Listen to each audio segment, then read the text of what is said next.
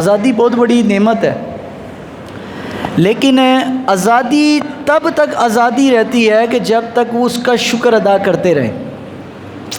جب ناشکری شروع کر دیں وہ آزادی نہیں، وہ ایک قید بن جاتی ہے۔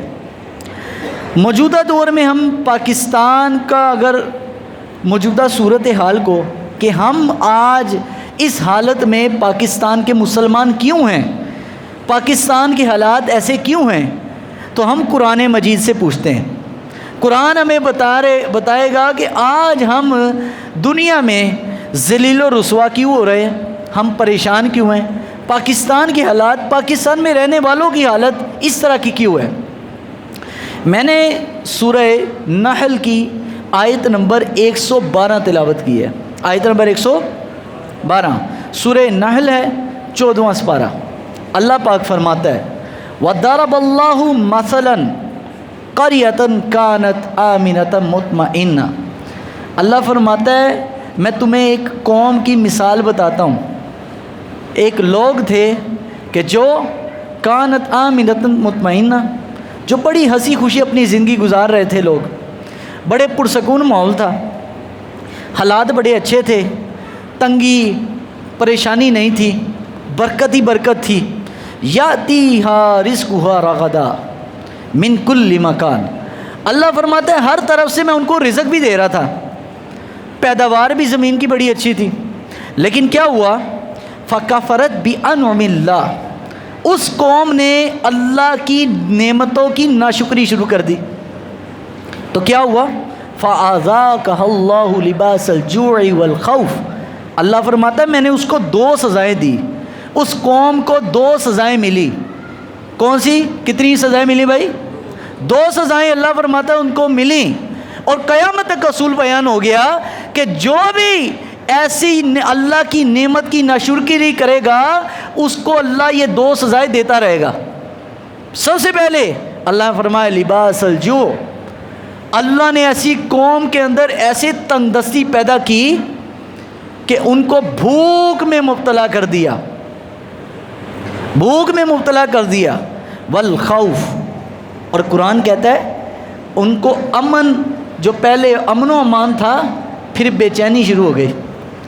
ہر بندہ بس پھاڑ لو چکر سے کہ جناب جہاں سے بھی آئے بس پکڑو، حلال و حرام نہیں دیکھنا، بس جو بھی آئے ہاتھ میں آ جائے حلال حرام پھر دیکھیں گے۔ بد امنی آئے گی۔ نمبر 2 پر اللہ اس کے قوم میں بھوک پیدا کر دے گا، تنگ دستی آ جائے گی۔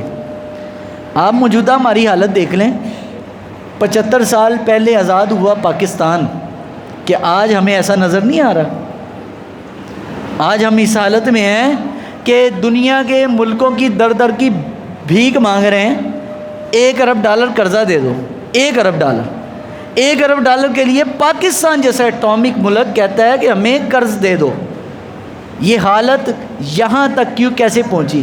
جو ملک 1960 میں چائنا کو اور جرمنی کو قرض دیتا تھا آج وہ قرض مانگنے والا بن گیا۔ کیوں؟ قرآن کہتا ہے فَكَفَرَتْ بِأَنْعُمِ اللَّهِ، اس وجہ سے کہ اس قوم نے اللہ کی نعمت کی ناشکری شروع کر دی۔ اب آئیے، نعمت کی ناشکری کیا ہوتا ہے؟ ایک بندے کو کوئی چیز دی ہو، پیسہ ہے، دولت ہے، لیکن کہتا ہے ہی کوئی نہیں، موجود ہو سب کچھ، حالت بھی ٹھیک ہو، کہتا ہے یار بس گزارا ہی ہے۔ یہ ایک ناشکری کا سٹائل یہ ہے۔ ایک ناشکری کا سٹائل یہ ہے کہ نعمت کا بے دریغ استعمال کرنا، اور جس مقصد کے لیے وہ چیز بنائی گئی اس مقصد سے ہٹ کر اس نعمت کو کسی اور کے لیے استعمال کرنا۔ مثال دیتا ہوں آپ کو، میں اگر مسجد کا خطیب ہوں، یہ پنکھا میرے لیے کہ جب میں یہاں بیٹھوں تو تب چلنا چاہیے۔ میں یہاں سے اٹھ کے چلے جاؤں، نماز کمپلیٹ ہو گئی ہے، لوگ چلے گئے ہیں، پھر بھی پنکھا گھومتا رہے، میرے دل میں ہے بل تے میں تھوڑی دینا۔ تو یہ پنکھے کی کیا ہے بھائی؟ ناشکری ہے۔ اور ایک ناشکری یہ بھی ہے کہ پنکھا میں چلاؤں ہی نہ، ہے استعمال نہیں کر رہے، اور ایک استعمال کرے تو بے دریغ کرے، یہ بھی ناشکری ہے۔ اللہ نے پوری دنیا کے ملکوں میں مدینہ منورہ کے بعد نبی پاک کی ریاست مدینہ کے بعد ایک ملک ہمیں دیا جو کلمے کے نام پر بنا، پنجابی، سندھی، بلوچی، پٹھان، پختون، کشمیری کے نام پر نہیں، اللہ اور اس کے نبی کے نام پر ملک بنا، اور اس لیے بنا تھا کہ ہم یہاں پر نبی پاک صلی اللہ علیہ وسلم کا بتایا ہوا نظام، سسٹم وہ نافذ کریں گے۔ یہاں پر ہمارے یہ کتاب ہے پاکستان کی، the constitution of Pakistan, Pakistan کا قانون ہے یہ کہ پاکستان کو چلانا کیسے۔ یہ قائد اعظم کے دنیا سے جانے کے 26 سال بعد بنا، 73 میں جا کے بنا، 47 میں پاکستان بنا۔ قائد اعظم دنیا چلے گئے تو 25 سال کے بعد یہ ہمیں توفیق ہوئی کہ کوئی قانون بنائے، لکھا سب کچھ ہے، عمل درآمد کوئی نہیں۔ اس میں ایک مثال آپ کو دیتا ہوں، اس کے آرٹیکل کے اندر شروع میں لکھا ہے کہ پاکستان میں رہنے والا کوئی بھی شہری ہو، سب کے حقوق برابر ہیں، سب کے حقوق، چاہے وہ کسی مذہب سے تعلق رکھتا ہے، کسی رنگ نسل کے ساتھ تعلق رکھتا ہے، کوئی پنجابی ہے، سندھی ہے، بلوچی ہے، ریاست کا اس سے کوئی تعلق نہیں، کوئی ہندو ہے، مسلم ہے، سکھ ہے، کوئی بھی مذہب ہے، اس کا اس کے ساتھ کوئی تعلق نہیں ہے۔ اس کا حق جتنا ملک کے سربراہ کا ہوگا، ایک عام شہری کا بھی اتنا ہی حق ہے۔ گلی کے اندر جو جھاڑو لگا رہا ہے نا، جو چاروں کش ہے، جھاڑو دینے والا، یا جو سویپر ہے، صفائی کرنے والا، اس کا بھی اتنا ہی حق ہے ہمارے ملک میں جتنا ایک اوپر بیٹھے ہوئے بندے کا۔ یہ ہمارے آئین میں بھی لکھا ہے، اور ہمارا دین بھی اس کو یہی کہتا ہے۔ میرے سرکار دو عالم صلی اللہ علیہ وسلم نے تقریر کی ہے، اللہ کے نبی کی حدیث سنا رہا ہوں، غور سے سنیے گا۔ سرکار دو عالم علیہ السلام نے ایک تقریر کی جس کو کہتے ہیں خطبہ حجت الوداع، خطبہ حجت الوداع۔ یہ وہ جامع تقریر ہے کہ اس سے پہلے نہ اس کے بعد اتنی مختصر اور جامع کسی کے بارے میں کسی کا حق بیان نہیں کیا گیا۔ حضور نے فرمایا لا فضل عربی علی العجم، کسی بھی عربی کو کسی غیر عرب پر کوئی فضیلت حاصل نہیں، کسی گورے کو کالے پر، کالے کو گورے پر، عربی کو اجمی پر، اجمی کو عربی پر کوئی فضیلت حاصل نہیں ہے، الا بتقوا، لیکن اللہ کے نزدیک وہی ہوگا جس کا تقوی زیادہ ہے۔ یہ حدیث پاک میں آ گیا۔ اب اس کی میں 3 مثالیں دیتا ہوں۔ پہلی مثال ہمارے سرکار کی۔ اب ہمیں دیکھنا ہے کہ 75 سال کے بعد جو 10 لاکھ قربانیاں 14 اگست میں 10 لاکھ مسلمان شہید ہوئے ہجرت کرتے ہوئے، یہ ہجرت کرتے ہوئے جب یہاں پر آئے ہیں مسلمان، تو کیا اس لیے آئے تھے جو آج کا پاکستان ہے، یا اس لیے آئے تھے جو ہمارے نبی پاک نے بتایا تھا؟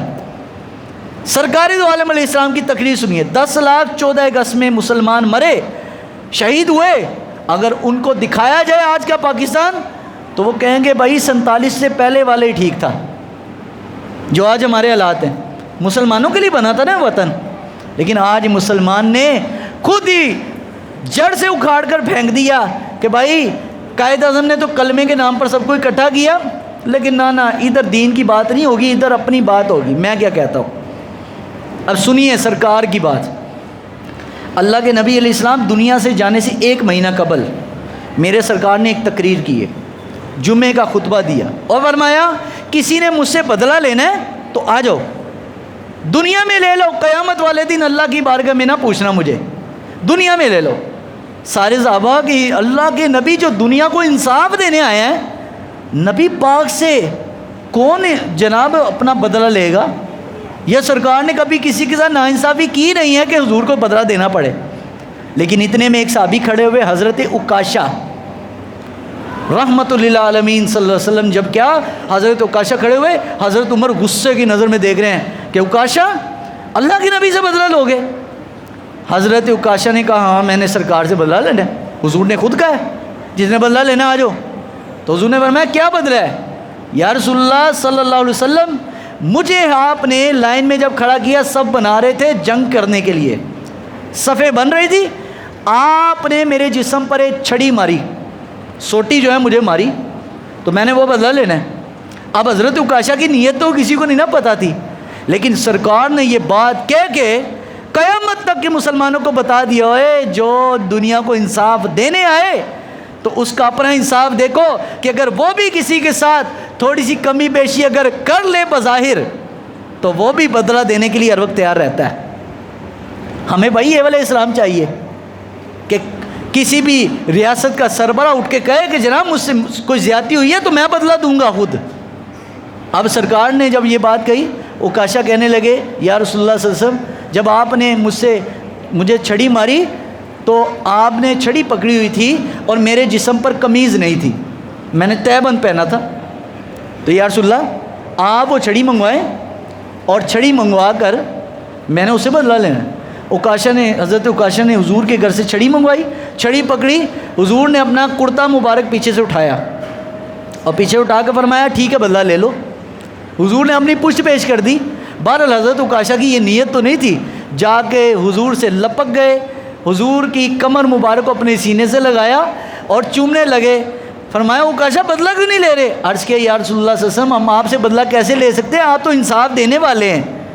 لیکن آپ نے فرمایا تھا جس شخص سے میرا جسم مس کر جائے اللہ جہنم کی آگ اس پر حرام کر دیتا ہے۔ میں تو اسی لیے کہ آپ کے جسم کے ساتھ ٹچ ہو جائے میرا جسم۔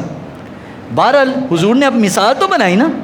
اب آگے سنیے، حضرت عمر کا دور ہے، دور عمر ہے۔ عمر بن العاص کے بیٹے نے گورنر مصر، عمر بن العاص گورنر کا بیٹا ہے، اور حضرت عمر کے دور حکومت میں اس نے ایک مصری کو مار دیا، تھپڑ مارا۔ وہ مصری چل کر آ گیا مدینہ منورہ۔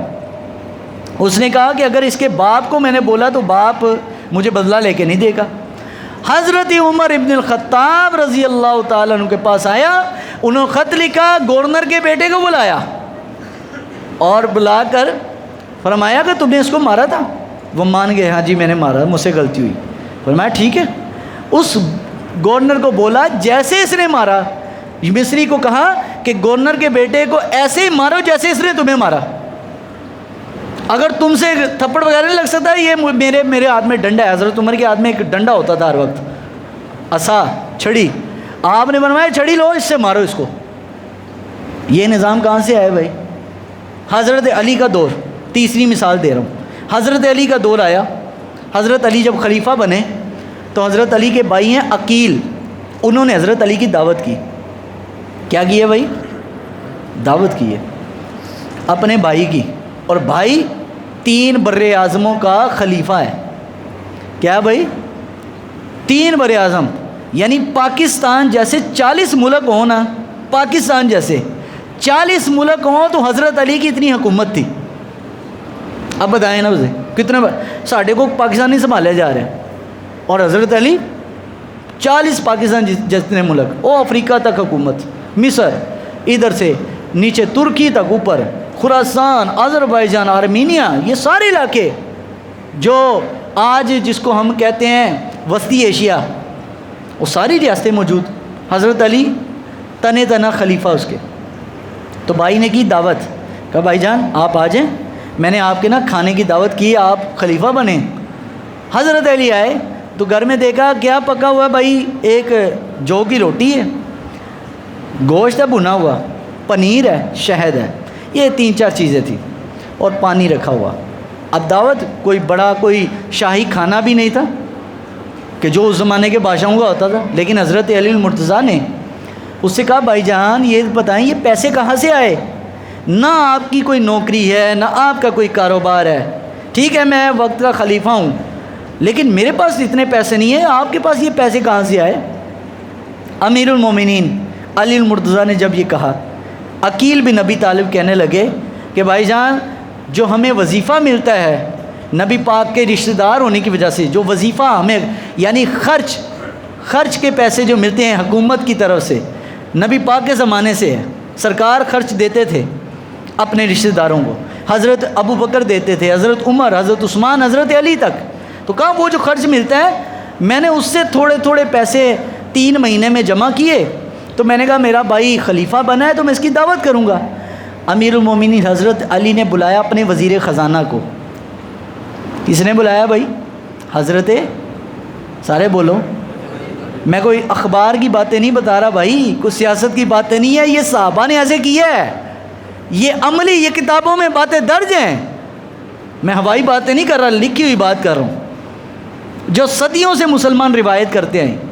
مولا علی رضی اللہ تعالیٰ نے بھائی سے کہا کہ آپ مہینے کے کتنے بچاتے تھے؟ انہوں نے بتایا 8 یا 10 درہم میرے وظیفے سے پیسے بچ جاتے تھے میرے خرچے کے علاوہ.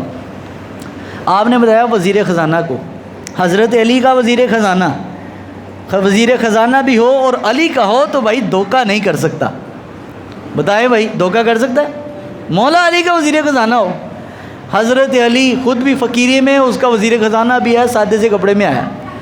فرمایا میرا بھائی، حضرت علی اپنے بھائی کی شکایت کر رہے ہیں وزیر خزانہ کو، میرا بھائی اپنے خرچ کے علاوہ مہینے میں 10 درہم بچا سکتا ہے، آئندہ سے اس کو وظیفے میں سے 10 درہم اس کے کم کر دو. لوگ کیا کرتے ہیں؟ اپنے رشتہ داروں کو نوازتے ہیں. کسی کا رشتہ دار کو محلے کوئی علاقے کا ایسے جو بن جائے نا، وہ جناب تعلق بیس بنا کے کئی اپنے فائدے اٹھا لیتا ہے. کوئی ڈپٹی کمشنر بن جائے وہ اٹھا لیتا ہے، اور جناب جج اور جرنیل ہوں تو پھر تو باتیں ہی بھائی بہت آگے کی ہیں، پھر کروڑوں کی نہیں، پھر اربوں کی باتیں. لیکن یہ علی المرتضیٰ پاکستان جیسے 40 ملکوں کا خلیفہ، اور کیا کہا؟ فرمایا 10 درہم اس کے کیا کر دو؟ سارے بولو، کم کر دو. حضرت علی نے 10 درہم اس کے وظیفے سے کاٹ لیے، وظیفہ کم ہو گیا. بھائی ناراض ہوا، کہا میں نے تو آپ کی دعوت کی تھی اور اپنے گزارا کر کر کے میں نے پیسے جمع کیا، آپ نے کم کر. فرمایا بھائی جان آپ کا 10 درہم کم سے بھی گزارا ہو سکتا ہے، یہ پیسہ میرے نبی پاک کی امت کا ہے، اس کو برابر تقسیم ہوگا. بھائی یہ اسلام کہاں سے ڈھونڈے؟ پاکستان اس لیے بنا تھا، پاکستان ان کی عیشوں کے لیے بنا ہے. 1 ارب ڈالر IMF کو بھیک مانگ مانگ کے قرضہ ان سے لیا ہے، اور کچھ دنوں بعد ہی 220 لینڈ کروزرے پلاٹو پاکستان کی گورنمنٹ نے خرید لی، جس کی عوام کو بیچارے کو روٹی پوری نہیں ہو رہی. اس عوام کا ہی پیسہ نوچ کر یہ عیاشیں کر رہے ہیں، یہ قرض ہمارے لیے لیتے ہیں. لیکن حضرت علی خود فقیری میں وقت گزارا. فرمایا اگر میرا بھائی بھی زیادتی کرے گا میں بھائی کے ساتھ بھی ایسا چلوں گا جیسے عام بندے کے ساتھ. اور قرآن کیا کہتا ہے؟ قرآن کی بات سنو. اللہ فرماتا ہے وَمَن لَمْ يَحْكُمْ بِمَا أَنزَلَ اللَّهُ. اس آیت سے پہلے میں ایک بات سمجھا دوں. ہم میں سے کچھ سادہ لوگ مسلمانوں کی عادت ہے، ہم سمجھتے ہیں کہ شاید یہ قرآن 14 سال پرانا ہے، بس دین اسی کا نام ہے، نماز پڑھو روزہ رکھو تو بس ہی کچھ نہ. یہ تیرا دین ہے جس کو تو نے مانا ہے کہ بس نماز روزے تک دین ہے. میرا دین الحمدللہ تمہیں جینا سکھاتا ہے. ہم نے جو دین اپنے استادوں سے پڑھا ہے، اپنے مرشد سے پڑھا ہے، وہ دین تمہیں جینا بھی سکھاتا ہے، تمہیں مرنا بھی سکھاتا ہے. ہم نے دین سے صرف نماز روزہ سیکھا یا مرنے کا طریقہ سیکھا، وہ ایک کبھی قرآن سے جینے کا طریقہ سیکھا ہوتا. قرآن ہمیں جینا بتانے آیا تھا کہ تم نے زندگی ایسے جینی ہے، اور ہم نے قرآن کو بند کر کے الماری میں رکھ دیا. اب میں بھی تو تمہیں قرآن و حدیث سنا رہا ہوں نا، لیکن یہ باتیں بیان کرنا اور ان باتوں کو ہضم کرنا صاحب بڑا مشکل ہے. تو اس لیے ان باتوں پر تنقید کرنے کے بجائے ان باتوں کو ہضم کرو، کوشش کرو اپنی اصلاح کرو کہ بھائی ہم بھی ان کی طرح بنیں. کہ حضرت علی المرتضیٰ نے محض اپنے لیے کام کیا؟ ہمیں بتایا او مسلمانوں میں اگر یہ اپنے بھائی کے ساتھ برابر ہی چل سکتا ہوں تو تم بھی چل سکتے ہو، تم بھی بے انصافی سے بچنا. یہ کیا ہوا؟ 1 ہفتے قبل ایک جج کی بیوی نے اپنی نوکرانی کو مار مار کر برا حالت کر دی، حتیٰ کہ پتہ نہیں وہ بیچاری مر گئی ہے یا بالکل آخری حالت میں تھی. 1 ہفتہ پہلے ابھی ہے، اور ٹی وی پہ بھی آپ لوگوں نے دیکھا ہوگا. مجھے تو واٹس ایپ پہ وہ خبر ملی، کسی نے بھیجا جناب یہ دیکھیں یہ کام ہو رہا ہے. تو میں سوچنے لگ پڑا کہ اگر پاکستان بناتے وقت وہ جو 10 لاکھ لوگ پاکستان بنانے کے لیے اب شہید ہوئے، کوئی ٹرین میں آگ ہندوؤں نے لگا دی، کوئی رستے میں قافلے لوٹ لیے ہندو سکھوں نے، اگر ان کو یہ پتہ چل جاتا کہ ہمارے بعد پاکستان میں ایسے ایسے بدماش قسم کے جج آئیں گے، ایسے بدماش قسم کے لوگ آئیں گے جو پاکستان کی غریب عوام کو ایسے ترسائیں گے، ماریں گے، ان کے ساتھ بے انصافی کریں گے، تو کیا انہوں نے پاکستان کے لیے جان دینی تھی؟ انہوں نے کہنا پھر ایسا تو چنگا اپنے تو مار کھانی ہے، پھر پرایاں تو مار کھانی چنگی۔ کلمہ کو مسلمانوں سے اگر مار کھانی ہے نا 75 سال کے بعد، پھر ہم ان کے ساتھ ٹھیک تھے بھائی، کم از کم ان کے ساتھ لڑ تو سکتے تھے، ان کے ساتھ تو بھائی ہم لڑ بھی نہیں سکتے، پاور ہی ان کے پاس ہے۔ تو ایک جج کی بیوی کو آپ ہی کی پاکستان کی عدالت نے اگلے دن ضمانت پر رہا کر دی اور باہر چلے گی وہ، اور تیرے میرے ساتھ ان کا قانون بڑا سخت ہے۔ تو بھائی قانون اسلام کہتا ہے ایک ہی صف میں کھڑے ہو گئے محمود و ایاز، نہ کوئی بندہ رہا نہ ہی بندہ نواز۔ یہ اقبال کا جو شعر ہے یہ ایسے نہیں ہے بھائی، ایسے نہیں ہے، یہ اس لیے ہے کہ بتایا کہ اسلام ہمیں یہ بتا رہا ہے۔ اب سنیے قرآن کی آیت، اللہ فرماتا ہے وَمَن لَّمْ يَحْكُمْ بِمَا أَنزَلَ اللَّهُ فَأُولَٰئِكَ هُمُ الْفَاسِقُونَ فَأُولَٰئِكَ هُمُ الظَّالِمُونَ فَأُولَٰئِكَ هُمُ الْكَافِرُونَ۔ 3 باری آیت آئی ہے سورہ مائدہ میں، اللہ پاک فرماتے ہیں جس نے ہمارے نازل شدہ قرآن کے مطابق فیصلہ نہ کیا، میرے نبی کے فرمان کے مطابق فیصلہ نہ کیا، اللہ فرماتا ہے ایسا بندہ ہی میرا نافرمان ہے، ایسا بندہ ہی کافر ہے، ایسا بندہ ہی ظالم ہے۔ یہ کہاں لکھا ہے بھائی؟ کہاں لکھا ہے؟ قرآن میں، سورہ مائدہ، سورہ مائدہ قرآن پاک میں لکھا ہوا ہے۔ اللہ فرماتا ہے جو قرآن کے مطابق فیصلہ، اب قرآن فیصلہ کیا کرتا ہے سنیے، اللہ فرماتا ہے ان النفس بالنفس والعین بالعین والانف بالانف۔ اللہ فرماتا ہے کہ جان کے بدلے میں جان ہے، قتل کی سزا موت ہے، جس نے قتل کیا اس کو موت کی سزا ہوگی۔ والعین بالعین، آنکھ کے بدلے میں آنکھ ہے، کسی نے کسی کی آنکھ نکالی بدلے میں اس کی آنکھ نکالی جائے گی، کسی کے کان کاٹا بدلے میں کان کاٹا جائے گا، کسی نے ہاتھ کاٹا بدلے میں ہاتھ کاٹا جائے گا۔ اگر آج کے دور میں حضرت عمر والا قانون ہو، حضرت علی والا قانون ہو، تو بتائیں اس زمانے کے چیف جسٹس کی بیٹی ہو اس طرح کے کام کرتی؟ اگر گورنر کا بیٹے کو حضرت علی، حضرت عمر بدلہ دلوا سکتے ہیں تو کیا اس نوکرانی کو اس جج کی بیوی سے بدلہ نہیں دلوا سکتے تھے؟ لیکن بھائی یہ ایک پاکستانی، یہ 2 پاکستان ہے، غریب کا پاکستان اور ہے، امیر کا اور ہے۔ قانون یہ تو ان لوگوں کی جناب عدالتوں کی، ان کے گھر کی رکھیل ہے، جس کو چاہے مرضی بدل دے۔ یہ لکھا ہوا قانون جو ہے نا، اس میں لکھا ہوا ہے پاکستان میں کہ ہر شہری کا برابر حق ہے۔ یہ پائی انگریز برطانیہ کا قانون نہیں، پاکستان ہے، یہ پاکستان کا قانون۔ یہ پاکستان کیسے چلنا ہے؟ آئین پاکستان، جس میں سب کا اتفاق ہے۔ اس میں لکھے ہر شہری، جو شہری ہے پاکستان کا، اس سب کا برابر حق ہے، چاہے مذہب اس کا کوئی بھی ہو۔ اس کے ساتھ زیادتی ہوگی اس کو انصاف ایسے ہی ملے گا جیسے وقت کے سربراہ کو ملتا ہے۔ اب بتائیں نا بھائی ہم کہاں جائیں، کس کے آگے رونا روئیں؟ 75 سال ہمیں پھکی دیے رکھے ہیں انہوں نے کہ جناب ہم نے اسلام کے نام پر پاکستان بنا ہے، اور پاکستان اسلام کے نام پر بنا ہے، لیکن 14 اگست کو جو فحاشی ہوتی ہے، جو بے حیائی ہوتی ہے، بتائیں اس لیے پاکستان بنا تھا؟ 15 اگست پہ تو انڈیا والے بھی اتنی بے حیائی نہیں کرتے جو 14 اگست میں ہماری مسلمان لڑکیاں کرتی ہیں، جو 14 اگست میں ہمارے مسلمان نوجوان کرتے ہیں۔ اور باپ بیٹھا ہوتا ہے اور پیچھے بیٹی نعوذ باللہ تنگ سخت اور سخت کپڑے جسم پر باریک برہنہ لباس پہن کر وہ بیٹھی ہوتی ہے، اور باپ اس کا کچھ نہیں کہتا۔ میں کہتا ہوں بغیرت باپ ہے اور بغیرت وہ بھائی ہے، غیرت سے خالی۔ بغیرت کا مطلب غیرت سے خالی ہے کہ جس کو اتنی حیا نہیں کہ حضور نے فرمایا کسی کے دیوس ہونے کے لیے اتنا ہی کافی ہے کہ وہ اپنی عزت کو لوگوں کے سامنے کر دے۔ تو ہم 14 اگست میں خدا کے لیے نوجوانوں سے میں ریکویسٹ کروں گا پاں نہ کریں۔